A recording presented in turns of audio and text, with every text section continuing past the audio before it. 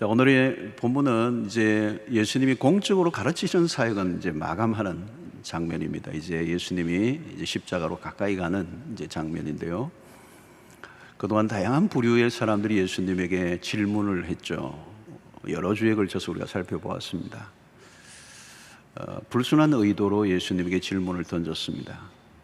그러나 예수님은 지혜롭게 답변을 하셨고, 그 답변들을 통해서 예수 그리스도가 누구이신지, 또 왜 세상에 오셨는지에 대해서 더 명확하게 알려주시는 기회가 되었습니다.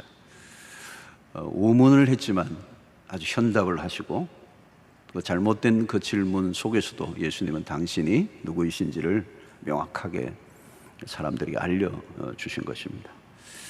자, 오늘 등장하는 이 마지막 인물은 서기관들이죠. 서기관인데요, 서기관이라는 말은 그 시대의 성경 전문가들입니다. 성경 학자들입니다. 성경에 정통한 사람들이죠. 당대 성경 교사들과 예수님의 충돌이 일어난 사건입니다. 예수님이 먼저 그들의 잘못된 그 가르침에 대해서 이제 질문을 던지시죠. 어찌하여 그리스도를 다윗의 자손이라 하느냐?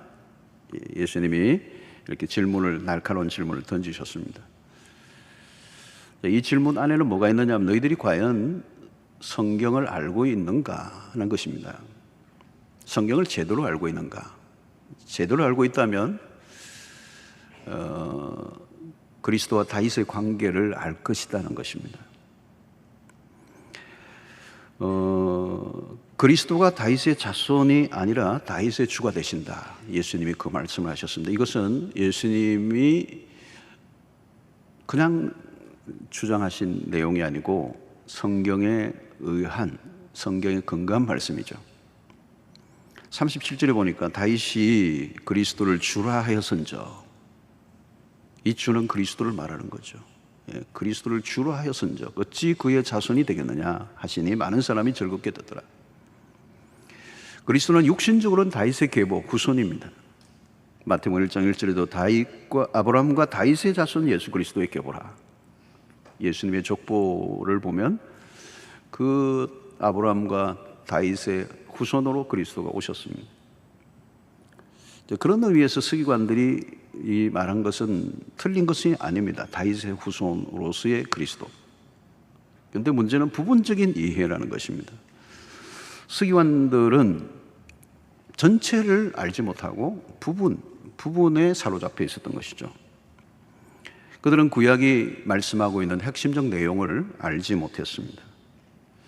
오늘 본문은 그리스도가 직접 그리스도에 대해서 말씀하는 내용이에요. 그리스도께서 자기 자신이 누구인가, 그것을 그냥 표현한 것이 아니고 구약 성경을 가지고 와서 당신이 그리스도이심을, 또 다윗의 주가 되심을 증명하고 있습니다. 우리가 잘 알고 있는 것처럼 예수님은 구약 성경을 꿰뚫고 계십니다. 신약의 많은 말씀들 가운데 구약의 성경을 가져와서 인용하신 경우가 많습니다. 구약 성경은 그리스도에 대한 예언으로 가득 차 있습니다. 그래서 구약 성경을 연구한 사람이라면 그리스도를 모를 수가 없어요. 그리스도가 메시아이심을 증거하는 중요한 사실들이 성경 곳곳에 언급되어 있기 때문에 그렇습니다.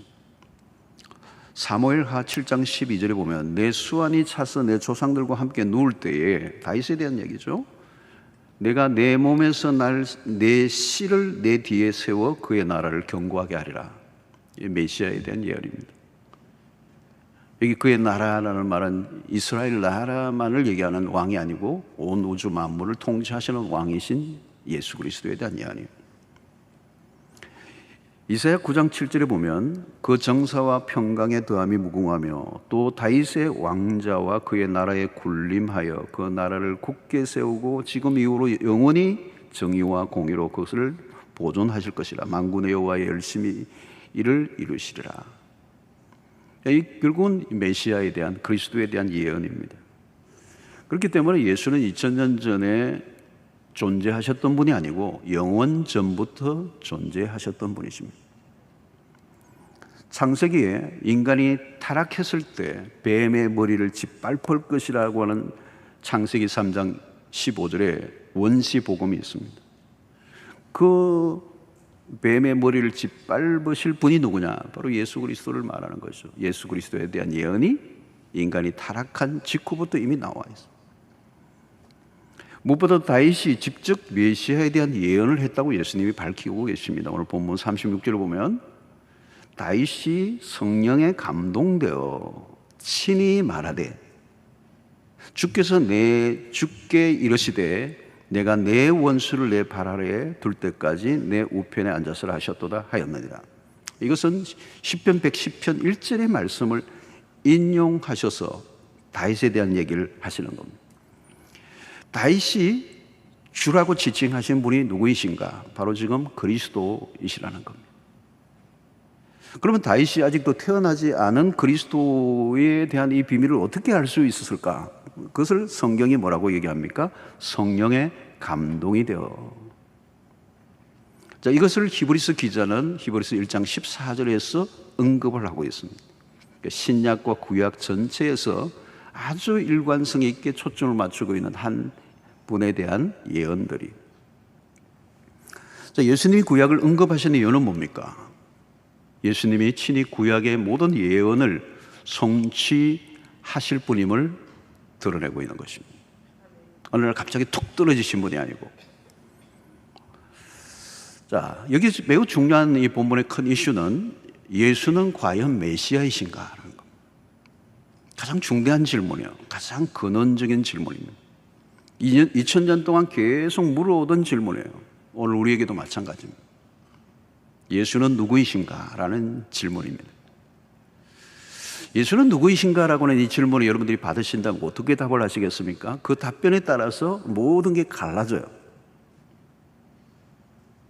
이 질문의 답변을 명확하게 하지 않으면 우리는 아직도 우리의 신앙의 길을 찾지 못했다고 얘기할 수도 있습니다. 다르게 표현하면 그리스도를 바로 이해하고 믿고 있는가? 예수님 시대로부터 시작하여 지금까지 예수님처럼 많이 오해되고 곡해된 분도 없습니다. 여러분, 우리가 같은 교회를 지금 다니고 있지만 다 똑같은 예수를 믿지 않을 수도 있습니다. 내가 예수를 믿는다고 할 때 그 예수는 누구인가 하는 것입니다. 성경이 말씀하는 예수인가 아니면 내가 이렇게 조합한, 내가 원하는, 내가 경험한 예수인가? 나는 열심히 예수를 믿는다고 하는데 전혀 엉뚱한 예수를 믿을 수도 있습니다. 믿는다고 하는데 다 같은 믿음이 아닐 수 있다는 거예요. 바른 믿음이어야 합니다. 여러분, 성경을 아무리 읽고 들여다보아도 잘못 믿을 수 있습니다. 자신의 경험과 자신의 지식에 따라 예수가 굴절되어 버리는 거죠. 여러분, 남미에 가면요, 남미의 사람들이 믿는 예수하고 우리하고 좀 차이가 있어요. 미국에 가면 미국의 예수가 따로 있어요. 미국에서도 백인들이 따르는 예수가 있고 흑인들이 믿는 예수가 있습니다. 각자 자신에게 유리한 예수를 만드는 거예요. 우리는 자신의 경험의 세계에 갇히기가 매우 쉽습니다. 성경에서 말씀하는 그 예수가 아니라 우리의 문화에 어울리는 예수. 이런, 여러분, 2000년 전 예수님의 시대도 마찬가지입니다. 예수님의 활동 시에도 군중들이 예수님을 많이 따라다녔어요. 그리고 예수님의 제자라고 했던 사람들도 12제자 외에도 많았어요. 그런데 어떤 사람들은 정치적 메시아로, 어떤 사람은 경제적 메시아로 오해했어요. 예수님의 최측근이었던 제자들마저도 예수님을 계속 오해해요. 이게 정말 난감한 일입니다. 그렇게 3년 동안 예수님의 공생애를 따라다니며 그렇게 주옥 같은 말씀을 현장 그냥 저자 특강같이 들었는데 그들은 오해한 거예요. 자기들의 세계에서 자기의 앵글로 자기의 관점에서 예수를 바라본 거죠. 예수가 누구이신가에 대한 관심보다 이렇게 되었으면 좋겠다라는 예수를 믿었던 거죠.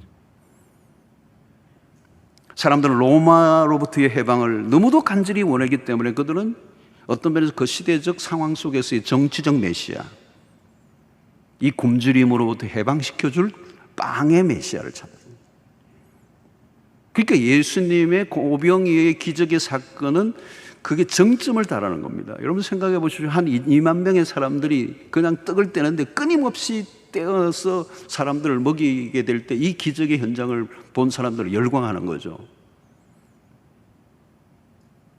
임금 삼으려고 했다는 거죠. 그들의 기대에 부응하는 메시아. 여러분 이게 한번 빠지면요 거기서 빠져나오기 힘들어요. 거기 어떤 관점이 만들어지면서 거기에 계속 맞추고 가는 거예요. 본래 그리스도가 누구이신지 왜 오셨는지에 대한 왜곡이 일어나는 거예요. 오늘 성경을 잘 안다고 생각했던 서기관들도 마찬가지입니다. 예수 그리스도의 말씀에 의해서 그들이 얼마나 무지한가를 드러내고 있습니다. 여러분 서기관들은 밥 먹고 하는 일이 성경 들여다보는 것이고요, 모세 오경은 달달달달 다 외웠던 사람들입니다. 성경에 박식했던 사람입니다. 여러분 성경을 많이 읽고 연구한다고 성경을 아는가? 아니에요. 어떤 안경을 끼고 어떤 관점에서 성경을 보느냐.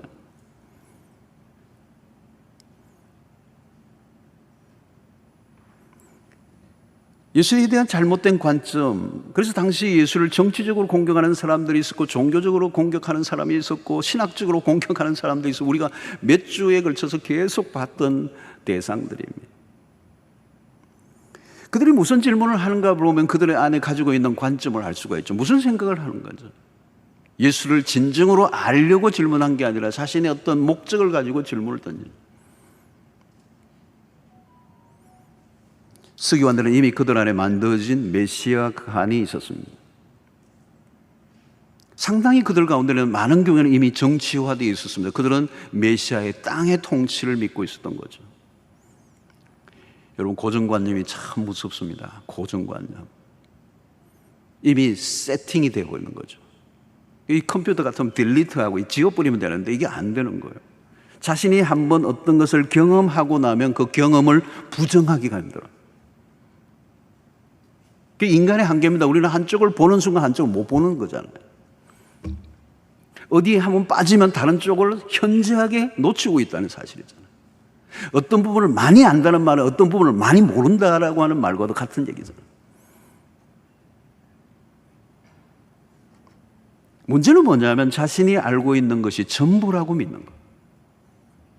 이 서기관들의 오류입니다. 자신이 알고 있는 게 전부라고 믿는 거죠. 무엇보다 가장 무서운 것은 종교적인 확신입니다. 진리를 끌어와서 자기가 경험한 것을 더 공교히 하는 것. 여러분 종교적 외골수가 되는 것이죠. 진리를 이용하여 자신의 고집을 강화시켜버립니다. 답이 없어요. 이럴 경우는.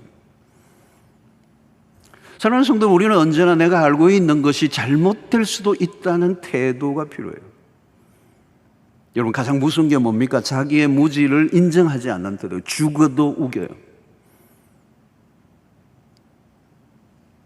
여러분 요즘 인터넷을 통한 정보의 홍수 시대를 우리가 살고 있습니다. 그런데 대개는 자신이 보고 싶은 것만 보죠. 이전보다 정보는 훨씬 더 많아졌지만 사람들은 이전보다 훨씬 더 좁아졌어요. 갇혀 있어요. 그럴수록 어떻게 돼요? 객관성이 떨어지는 겁니다. 반대쪽의 이야기를 듣지도 않고 보지도 않아요. 갈수록 우리 사회가 갈등 사회로 심화되는 요인 중에 하나입니다. 여러분 객관화가 안 되면 어때요? 내가 오류가 있다는 것을 인정하지 않습니다.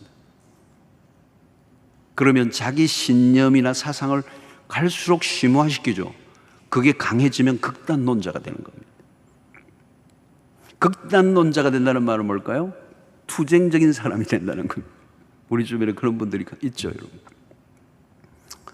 이슬람 극단주의자들만의 문제가 아닙니다. 우리 주변에서 얼마든지 일어나고 있어요. 매우 편협되고 고집이 세고 소통이 안 되는 것입니다. 여러분, 예수님이 그 시대 사람들에게 이렇게 거부를 당하신 이유입니다. 가장 잘 이해하고 받아들여야 할 그 땅의 백성들이 그리스도를 거부한 것이죠. 누구보다도 성경을 잘 알고 있다라고 하는 사람들에 의해서 예수님은 성경의 주인공이신 그분이 거부를 당했다는 게 이게 얼마나 아이러니한 것입니까? 그리고 우리가 그동안 몇 주 계속되어 왔던 다양한 부류의 사람들이 예수님에 대한 보였던 태도죠. 자신들과 맞지 않으면 적이에요. 예수님은 그 시대 모든 계층들에게 거부를 당하셨습니다. 예수님은 정치적 우파와 좌파 모두에게 버림을 받으셨어요. 종교적인 보수주의자들인 바리새인과 자유주의에 속한 헤롯 당 모두에게 거부를 당하셨어요. 자, 이들의 공통된 특징은 무엇입니까? 성경에 대한 무지. 객관적인 진리를 놓치면 모든 것은 상대화되어 버리고 맙니다. 그래서 오늘은 객관적인 진리인 성경을 거부하는 이 시대는 다양성을 강조하죠. 그게 오늘 다원주의란 다원주의. 모든 게 상대화되어져 버린, 절대적 기준을 무시해버린 시대. 여러분, 성경에 집중하지 않으면 각자 자기 소견에 옳은 대로 주장할 수밖에 없습니다. 자기 소견에 옳은 대로 사는 거예요. 중심을 잃어버린 삶입니다. 왜 이단이 이단이죠? 이단은 객관성이 없는 성경 해석을 하는 겁니다. 그러니까 자기 소견에 옳은 대로, 그 비유풀이가 대표적인 겁니다. 신천지에. 귀에 걸면 귀걸이, 코에 걸면 코걸이, 막 그냥 갖다 붙이면 막 희한하게 해게 망청하게 연결시키는데, 그게 그럴듯해 보이는 거예요. 아전인수격이라 그러죠. 딱 그 말이에요. 여러분, 우리가 어떤 것을 해석할 때 신구약 성경으로부터 아주 조밀하게 지지를 받아야 돼요. 왜? 성경은 객관적인 진리이기 때문에 좌로나 우로나 치우치지 않아요. 진리를 붙들고 산다는 게 너무 어려운 거예요. 우리가 정신을 차리지 않으면 힘들어요. 종교개혁 시기도 마찬가지입니다. 당시 타락한 로마 교황청의 권력은 성 베드로 성당을 짓는 거대한 프로젝트를 성사해야 했습니다. 돈이 필요한 거예요. 그러니까 성직 매매가 일어났고 면죄부를 팔아야 했고, 거기에는 연옥설이라는 교리가 한몫을 한 거고, 너무도 오랫동안 관행처럼 해석되어 온 교리를 바꾼다는 것은 상상할 수 없는 일이에요. 이것은 한두 사람의 문제가 아니라 그 시대 전체가 영적으로 어두웠기 때문에 개인이 분별력을 가지고 거기서 빠져나온다는 것은 불가능한 거예요. 여러분, 지금도 성경을 성경으로 붙들고 지켜가는 일은 힘겨운 싸움입니다. 이것은 생각보다 쉽지 않습니다. 왜 그렇습니까? 연약한 인간의 손에 잡힌 성경은 각자의 소견에 옳은 대로 해석될 위험성이 언제나 존재하기 때문에 그렇습니다. 서기관들은 날마다 성경을 연구하는 고수들이었지만 예수의 메시아 되심을 몰랐습니다. 이건 뭘까요, 여러분? 허망한 성경 연구예요. 왜 성경 연구를 하느냐는 거예요. 아무리 깊이가 있으면 뭘까? 얼마나 학문적인 높은 명성을 가진 학자면 무엇합니까? 예수 그리스도를 성경을 통하여 발견을 하지 못하는데, 헛된 성경 연구라는 거죠. 여러분, 성경에 대한 무지는 생각보다 심각한 결과를 가져옵니다. 구원에 이르지 못할 뿐만 아니라 성경을 가지고 성경의 주인공을 죽이는 지경까지도 갈 수 있다. 성경으로 예수를 죽인 거예요. 여러분, 잘못된 종교적 확신은 노골적으로 악한 짓을 짓는 사람보다 더 악한 일을 행할 수도 있습니다.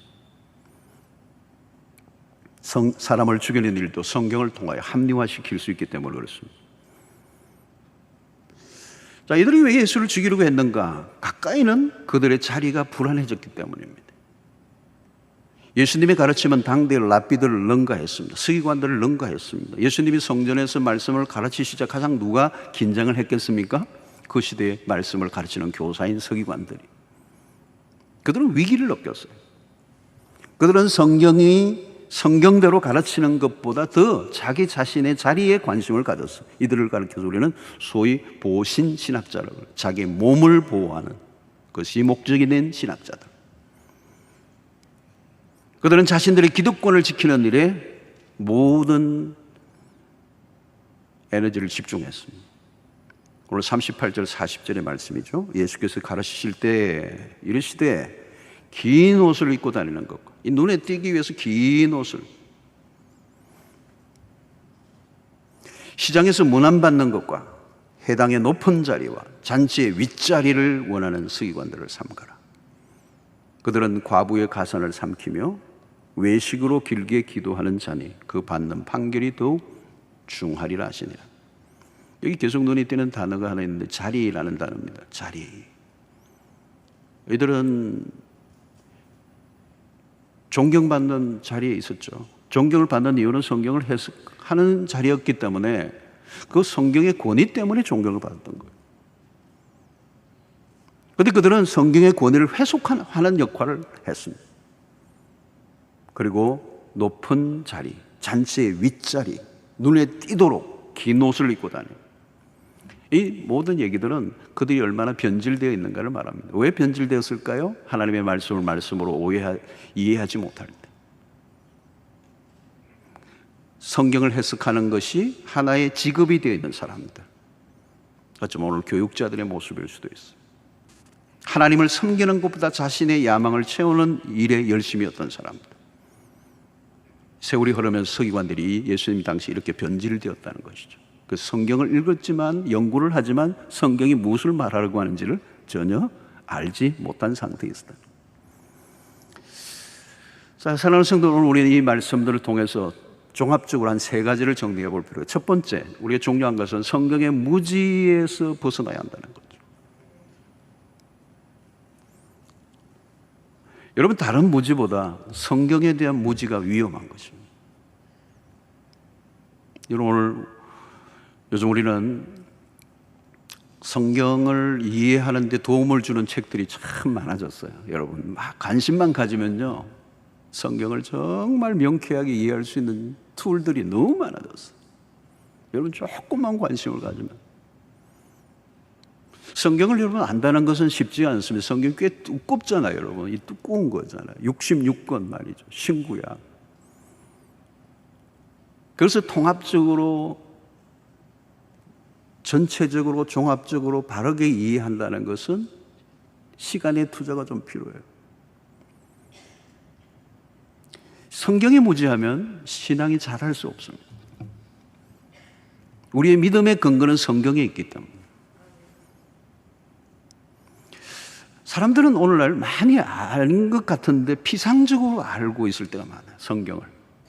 이 피상적이라는 말은 알 듯 모를 듯 알고 있다는 거예요. 명확하게 알아야 되는데. 특별히 피상성에서 매우 중요한 것은 그 성경이 말하려고 하는 중심된 메시지를 이해해야 되는 거예요. 이 서기관들은 성경을 많이 연구했는데 그 성경이 말하려고 하는 중심된 메시지를 놓쳤어요. 그 중심된 메시지는 무엇입니까? 예수 그리스도를 통한 하나님의 구원 계획을 서기관들은 모르고 있는 거예요. 그러니까 핵심을 알지 못하면 피상적이라는 거예요. 피상적. 여러분, 성경에 대한 지식이 아무리 많아도 예수를 깊이 알아가는 노력이 없다면 피상성에 빠져 있다고 볼 수가 있습니다. 이것이 서기관들이 오류예요. 그들은 성경 전문가이지만 그리스도를 놓쳐버렸어요.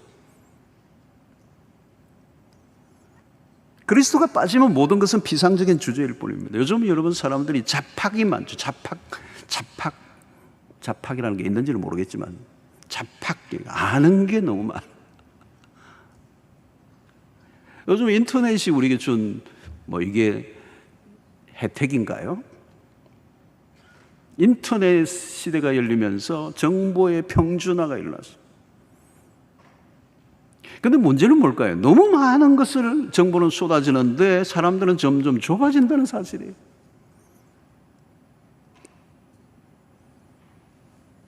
여러분, 오늘 우리가 이 시대에 그래서 특징은 피상성의 시대, 경박한 시대라고 얘기하죠. 여러분, 성경을 바로 이해하지 못하면 피상적으로 알고 있으면 이단의 유혹에도 쉽게 넘어갑니다. 요즘 인터넷에 이단들이 기승을 부려요. 가려가면서 봐야 되는데 그것도 분별력이 없으면 가릴 수도 없잖아요, 여러분. 성경에 대한 무지는 결국 그리스도에 대한 무지요. 그리스도에 대한 무지는 우리의 신앙을 자라게 할 수 없습니다. 믿음이 좋다는 것은 믿음의 대상이신 예수가 누구이신지 알 때 가능합니다. 신앙생활에는 그리스도에 대한 무지에서 조금씩 벗어나면서 자라게 되는 것이죠. 성경의 눈이 열리면서. 믿고 싶은데 믿을 수 있는 근거, 재료가 없으면 믿을 수가 없어요.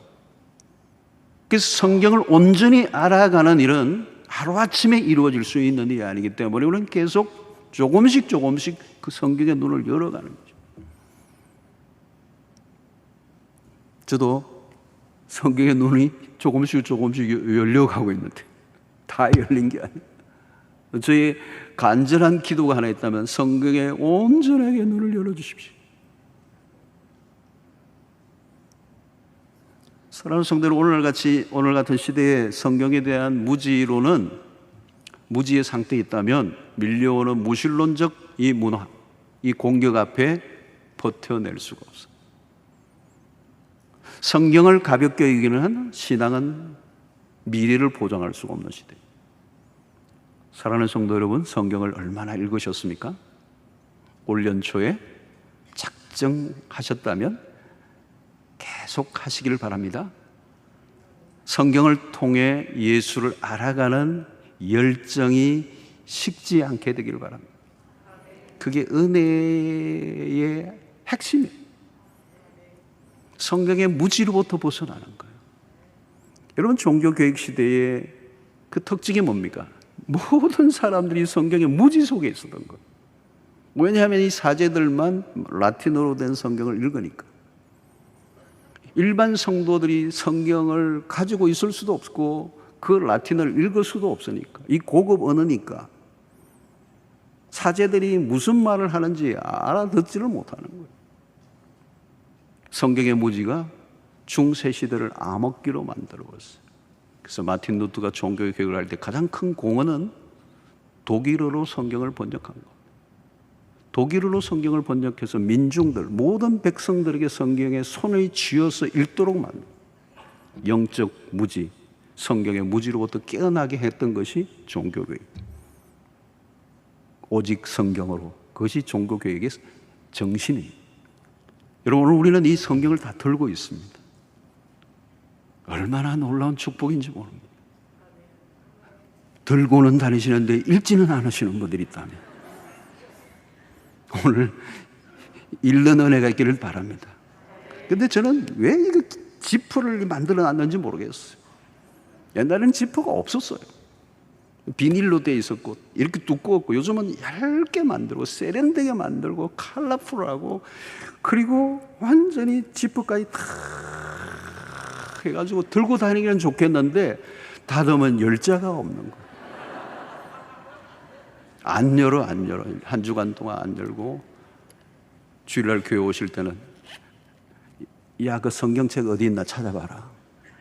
그러면 이 성경은 우리와 상관없는 거, 우리의 믿음과 상관없는 거, 내 믿음은 어떤 믿음인지 알 길이 없는 거. 사랑하는 성도 여러분, 성경을 가까이 하시고 성경의 무지에서 벗어나기를 바랍니다.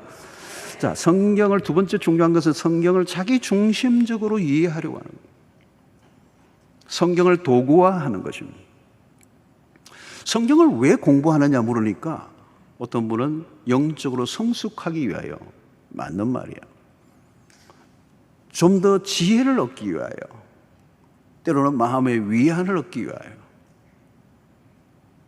삶의 인도를 받기 위하여, 다 좋아요. 다 좋아요. 근데 그런 것이 성경을 읽는 목적, 전부가 되어서는 안 돼요. 성경을 기록한 목적을 바라봐야 돼요.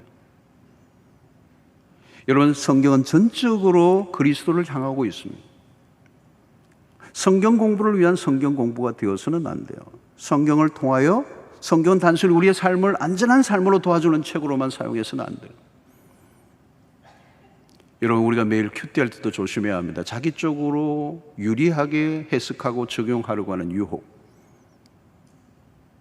그리고 내가 늘 좋아하는 구절만 계속 반복해서 읽고 암송하는 것. 자, 여러분들이 성경책을 한번 자세히 집에 가서 들여다보시고 성경책을 뒤적뒤적 해보면서 어디에 줄을 많이 꺼놓았는가를 한번 보세요. 예를 들면 누가복음 6장 38절 이런 구절이 있어요. 주라 그리하면 너에게 줄 것이니 곧 후이되어 누르고 흔들어 넘치도록 하여 너에게 안겨주리라. 아멘, 아멘. 근데 여기에 이 구절의 핵심은 어디에 있나요, 여러분? 주라는 부분이 있어요. 주라. 근데 이 부분은 별로 안 와다. 그 뒤부터 와닿아요. 너에게 줄 것이니. 아멘. 곧 후이되어 누르. 아멘. 더 커져요. 흔들어 넘치도록. 할렐루야. 줄 거라서. 요한삼서 1장 2절에 보면 사랑하는 자의 내 영혼이 잘됨같이 아멘. 내가 범사에 잘되고 아멘. 강건하기를 아멘, 아멘. 여러분 이렇게 줄을 끊는 게 나쁜 건 아니에요. 그러나 거기에만 머물러 있는 거죠. 여러분 오래된 성경책을 들고 다니는 것도 유익한 부분이 있지만 자주 새롭게 성경을 바꾸고 볼 필요가 있어요. 왜냐하면 오래된 성경은 줄을 꺼놓고 거기에 뭐를 많이 써놓았어. 거기에 내가 매여요. 그리고 그 성경 구절들은 주로 내 중심적으로 자의적으로 자기에게 유리한 것을 선택하여 줄을 꺼놨단 말이에요. 그 어떤 분은 해마다 성경을 새로 아무것도 없는 아무것도 꺼놓지 않은 성경책을 처음 대하듯이 내 생에 처음 이 본문을 대하듯이 성경을 읽는. 사랑하는 성도 여러분, 성경은 우리가 가고 싶은 길을 지지해 주기 위해서 만들어진 책이 아닙니다. 성경은 우리가 가는 길을 불편하게 해줄 때가 많아요. 멈추게 해요. 돌이키게 해요. 내가 기준이 되어 성경을 이용하려고 해서는 안 됩니다. 성경의 기준에 나를 맞춰야 합니다. 우리의 지식과 경험, 상식에 맞지 않는 말씀이 나올 때 그럼에도 불구하고 그 말씀은 옳은 것이죠. 내 경험에 맞지 않다고 성경이 틀린 게 아니에요. 내가 틀린 것입니다. 성경을 바꾸어야 합니까? 내가 바뀌어져야 합니까? 내가 기준이 되면 안 되죠. 기준은 오직 성경이에요.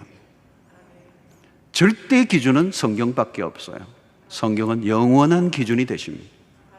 우리가 할 일은 계속 우리의 삶이 그 성경에 맞춰져 가는 삶, 그때 우리의 삶의 길이 열릴 줄로 믿습니다. 자, 세 번째 우리가 중요한 것은 그리스도 중심적으로 성경을 읽어야 돼요. 자, 어떤 책을 읽을 때든지 저자의 의도를 먼저 아는 것이 중요합니다. 서문을 읽어야 되죠, 그렇죠? 이 저자가 왜 이 책을 쓰려고 했는가? 성경을 읽을 때 가장 먼저 우리가 할 일은 원저자이신 하나님의 의도입니다. 왜 성경을 하나님 우리에게 허락하셨는가? 이 계시의 목적이 뭔가? 그러므로 우리는 성경을 읽을 때마다 그 원저자이신 하나님이 누구이신지, 그리고 이 본문 속에 그리스도가 누구이신지, 성령이 누구이신지 먼저 찾는 거예요. 아마 마가복음을 이제 시작한 지가 꽤 이제 오래됐습니다. 이제 2년을 걸쳐 이렇게 하고 있습니다. 아마 제 설교를 계속 추적해 보신다면 이제 복음서의 마가복음 안에서 마가가 그리스도가 누구인지를 드러내려고 하는 거기에 제 설교의 초점이 늘 있었습니다. 중심을 놓치지 않기 매우 중요한 작업이에요. 왜냐하면 성경은 하나님의 자기 계시, 자기 자신을 드러내심이 성경이기 때문입니다. 성경을 백독해도 예수를 알아가는 경험을 하지 못하면 아무것도 아니에요. 여러분, 아브라함의 얘기를 보면서도 우리는 그 아브라함의 얘기 속에 예수를 만납니다. 요셉의 스토리로 끝나면 안 돼요. 요셉의 스토리 속에 예수 그리스도가 있어요. 다윗이 골리앗을 이기는 사건 속에서도 그 흥미진진한 구약의 그 스토리 속에서도 우리는 예수 그리스도를 만날 수가 있어요. 여러분, 성경의 모든 얘기, 창세기, 출애굽기, 레위기, 민수기, 역사서뿐만 아니라 시편 속에서도 잠언 속에서도 지혜를 수없이 얘기하지만 그 지혜를 진정한 지혜는 예수 그리스도 안에서 이루어지는 것입니다. 예언서는 물론이요, 초점은 오직 그리스도의 맞추어져 있는 것입니다. 사랑하는 성도 여러분, 성경에서 말씀하는 그리스도가 누구이신가? 이것이 우리의 믿음의 초점인 것입니다. 그리스도가 누구이신지를 바로 알면 다른 문제는 다 저절로 해결이 돼요. 성도 여러분, 그리스도는 우리가 토론으로 규정을 지을 대상이 아닙니다. 우리의 경론을 통하여 결론을 맺어질 분이 아니에요. 그분은 논쟁의 대상이 아니라 믿음의 대상이에요. 신앙이란 성경 속에서 말씀하는 그리스도를 발견해 가는 과정입니다. 우리의 노력만으로는 안 돼요. 성경을 읽을 때마다 성령의 도우심이 필요한 이유는 성경은 성령의 감동으로 기록되었기 때문에 성령의 전적인 의존이 아니면 성경은 안 열리게 되어 있어요. 박사라도 안 돼요. 인간의 지성으로 안 돼요. 성령의 은혜로. 여러분, 오늘 그 성경책을 오늘 우리의 손에 들려지고 있다는 것은 굉장히 큰 축복입니다. 그 성경을 통해서 우리가 그리스도가 누구이신지를 바로 알 때 그게 놀라운 일이 일어나요. 그리스도가 누구이신가? 그는 누구인가? 진짜 하나님의 아들이신가? 인류의 가장 중대한 질문이죠. 이 질문이 왜 그렇게 중요합니까? 여기에 대한 대답에 따라 우리의 삶의 모든 것이 갈라지기 때문에 그래요. 성경이 왜 이토록 한 분에게만 집중을 하고 우리에게 소개하려고 하는가? 예수가 모든 것의 답이 되시기 때문에, 예수로 충분하기 때문에, 그분으로 인하여 영원히 결정되기 때문에. 그래서 여러분, 그리스도를 바로 알면, 성경을 통해 제대로 알면 우리가 생각하는 것보다 훨씬 더 크고 놀라운 은혜가 주어질 것입니다. 우리의 모든 궁극적인 문제들이 풀려져요. 그리스도는 우리의 참된 구원자고 우리의 모든 죄로부터 자유케 하고 모든 저주를 풀어내게 하는 그분이 우리를 자유케 하시기 때문에. 여러분, 우리가 예를 들면 착하게 살아라. 그건 밑도 끝도 없는 얘기예요. 왜 살아야 하는지, 어떻게 사는 게 착하게 사는 건지, 착하다는 게 도대체 뭔지 알 길이 없는 거예요. 그러니까 오늘 세상이 혼란스러운 거예요. 그러나 여러분, 예수 그리스도를 만나면 답이 나와요. 왜 착하게 살아야 되는지, 내가 어떻게 살아야 되는지.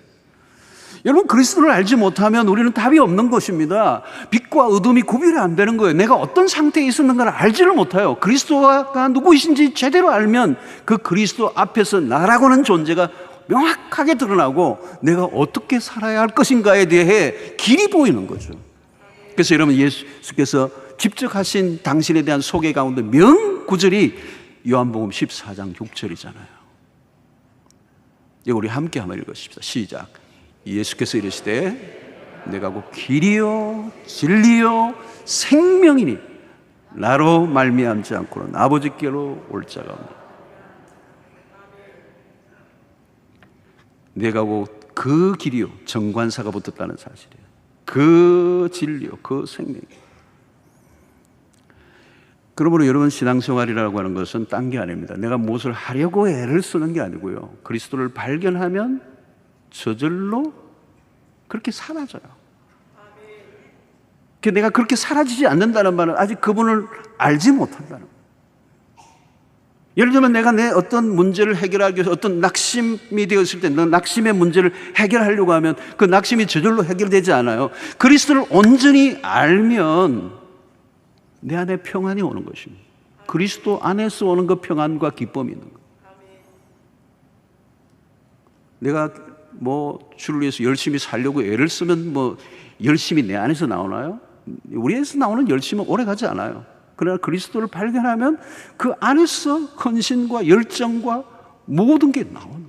누가 아프리카의 선교사로 누가 가라고 해서 갈 수가 있어요? 못 가요. 근데 그리스도를 발견하면 가는 거예요. 생명을 거는 거예요.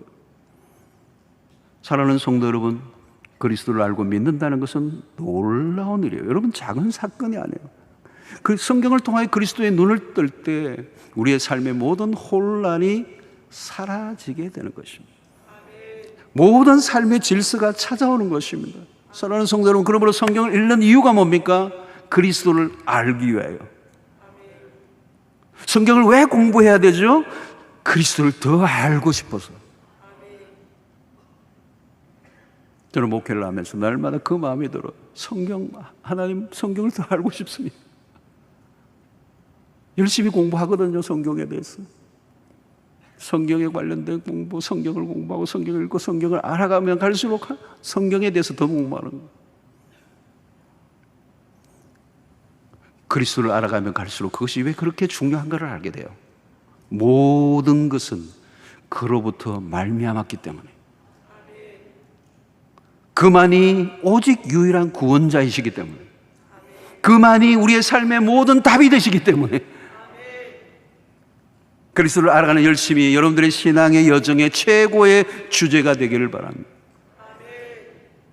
이 제임스 패커라고 하는 유명한 박사가 쓴 이 하나님을 알아가는 지식이라는, 하나님을 아는 지식이라는 영어 책으로는 Knowing God이라고 하는 책을 썼어요. 아주 수작이에요. 뿐만 아니라 여러 사람들이 그리스도를 알아가는 지식, 하나님을 알아가는 지식에 대한 책들을 썼어요. 거기에 의하면 우리의 삶의 여정의 최고의 갈망은 하나님을 더 알고 싶은 것. 여러분들의 인생의 여정에, 삶의 여정에 그분을 더 알아가는 은혜가 있게 되기를 바랍니다. 다른 지식은 좀 부족해도 괜찮아요. 다른 정보는 좀 모자라도 괜찮아요. 요즘 대선 주자들에 대해서 막 관심이 많아요. 언론이 막 이렇다 저렇다 모든 정보, 우리가 알고 싶지 않은 정보가 다 알려줘요. 그리고 우리도 관심을 가져요. 근데 여러분, 그것은 그냥 몇 년 있다가 지나가는 거예요. 다 지나가는 얘기들이에요. 영원히 우리의 삶의 답이 되시는 분은 예수 그리스도. 나는 그분에 대해서 정말 목마른가? 그리스도에 대한 지식에 목마른가? 그분을 더 알고 싶어 하는가? 나는 그분을 더 알고 싶어서 성경을 읽고자 하는가? 성경을 들어보는 이유가 뭘까요? 백독을 하는 이유가 뭘까요? 매일 성경을 읽고 통독하고 연구하고 암송하고 묵상하는 모든 이유는 그분을 알고 싶은 거예요. 왜? 그분이 우리의 삶의 모든 것에 답이 되시기 때문에. 그분만이 우리의 삶의 길이 되시기 때문에. 그분만이 우리의 삶의 진정한 생명이 되시기 때문에. 우리의 삶의 모든 문제를 푸는 키를 그분이 갖고 계시기 때문에. 이 성경, 신구약, 창세기부터 요한계시록까지 성경은 끊임없이 한 분에 대해서만 얘기하는 거예요. 누구에 대한 얘기에서도 우리는 한 분을 놓치면 안 돼요. 모든 것을 다 알고 있어도 그리스도를 알지 못하면 아무것도 알고 있는 게 아니에요. Nothing, 미련한 것입니다. 참된 지혜는 그리스도를 아는 것이. 우리의 삶을 가장 풍성하게 하는 길도 오직 그리스도를 알 때 일어나는 줄로 믿습니다. 우리 일평생 여러분, 우리는 우리 자신을 모르고 삽니다. 내가 누구인지 모르니까 내 삶을 둘러싼 문제도 왜 일어나는지도 알 길이 없어요. 왜 그런 현상이 일어납니까? 그리스도를 알지 못하니까. 그리스도를 알아야 내가 보여요. 그리스도를 알 때 그분 안에서 비춰진 나의 문제가 보여요. 눈이 열리는 겁니다. 해안이 열리고 지혜가 열리고 우리의 인생에 새로운 길이 열리는, 그분을 알면 알수록 우리의 인생은 풍성해지는 승리하는 인생이 될 줄로 믿습니다. 우리 말씀을 생각하며 함께 기도하는 시간을 갖겠습니다. 오늘 짧은 시간이지만 하나님, 그리스도를 더 알기를 원합니다. 성경의 무지에서 벗어나기를 원합니다. 나 중심적으로만 성경을 보지 않게 해주십시오. 성경이 말씀하는 성경 안에서 주인공이신 그리스도를 알아가는 일에 힘쓰는 저희들 되게 해주셔서 우리의 모든 어둠에서 벗어나게 하시고 모든 죄악에서 벗어나고 우리의 무지의 사슬에서 벗겨지는 역사가 일어나게 하여 주시옵소서. 이제 일평생 그리스도를 알아갈 뿐만 아니라 이 그리스도를 다른 사람들에게 소개하고 알리는 일에 쓰임받는 삶이 되게 하여 주시옵소서. 우리 함께 기도하며 나가겠습니다. 하나님 아버지, 감사합니다. 오늘 우리에게 주신 말씀을 통하여서 다시 한번 우리의 신앙의 도전과 결단을 하게 하여 주시고 그리스도를 더 알아가며 그리스도를 더 깊이 경험하는 저희들이 되게 해 주셔서 우리 인생 가운데 하나님의 신앙이 더 깊어지게 하시고 우리의 삶이 더 풍성해지게 하여 주시고 우리의 모든 삶의 문제로부터 자유케 되는 역사가 일어나게 하여 주셔서 승리하는 주의 백성들이 되도록 인도하여 주시옵소서. 감사하고 예수님의 이름으로 기도합니다. 하나님 아버지 감사합니다. 오늘 우리에게 주신 이 성경이 얼마나 놀라운 것인지,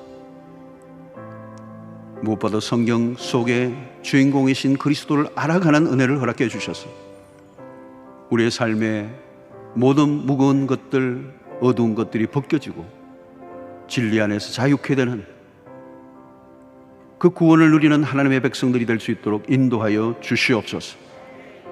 성경의 눈이 열리게 하여 주시옵소서. 그리스도의 눈이 열리게 하여 주시옵소서. 그리스도를 날마다 더 알아가는 은혜를 허락하여 주시옵소서. 예수님의 이름으로 기도하옵나이다. 아멘.